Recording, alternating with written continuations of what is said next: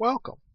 In this video, we're going to be going over joining, specifically what joining is, the different types of joins, some basic queries using joins. We'll then go over how to do multiple joins, as well as how to use the having clause, which is used with joins.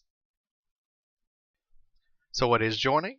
Well, joining is the process that allows data from multiple tables to be used.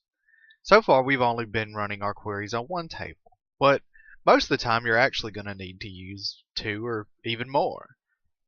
The four types of joins are inner, left, right, and full. An inner join, often just called a join, returns records that have matching values in both tables. It's the most common type of join and the one you're most likely to see. If you look at this picture, you can see that of the two tables, only the inner portion where they overlap is returned. A left outer join returns all records from the left table and the matched records from the right table. So if you look at this image, you can see that it will return the entire left table, but only the portion of the right table that matches the criteria. A right outer join returns all records from the right table and only the matched records from the left. As you can see here, it loads the whole right table, but only the matching records from the left. And a full outer join returns all records from both tables when there is a match in either the left or right. So it returns everything where either side has the value you're looking for. So let's get started on those queries. As you can see, I've created a few tables here. But for now, we're only going to be using the name and purchase tables. I've moved to Workbench because it allows us to see our results without clicking around quite as much. Our name table is just what you saw before, and the purchase table has some product names along with a name ID, which relates to the name.id, and the DOP, or date of purchase. So if we wanted to add the name to this list of results, we can simply say select star from purchase, join name, which is the other table we need, on, and this is where we specify how they're connected, name.id. Now using the dot syntax simply helps you connect the name, the column and the table, because ID exists in both tables. If we don't specify this, it won't know which ID we're comparing to.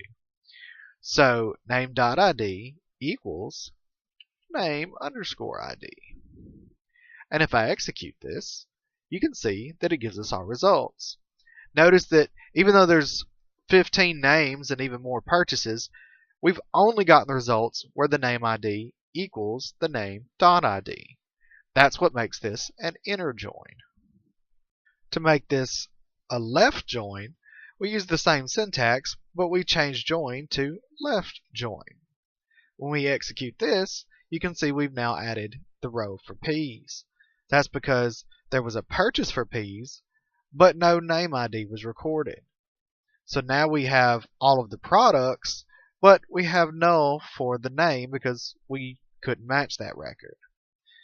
To make this a right one, we change left to right.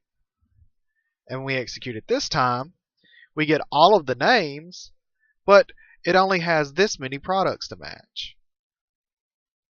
That's because there were no purchases made by these people. So everything else is null. Null just means empty. Now, if we change right to full, we're going to see that it actually gives us the same result as an inner join. That's because it's defaulting to an inner join because MySQL doesn't support the syntax for full joins. You have to achieve a full join by combining a right and left join. However, that requires a few things we haven't covered yet, so we'll have to push it off until later. That's it for this video. In the next one, we'll talk about doing more than one join, as well as the having clause.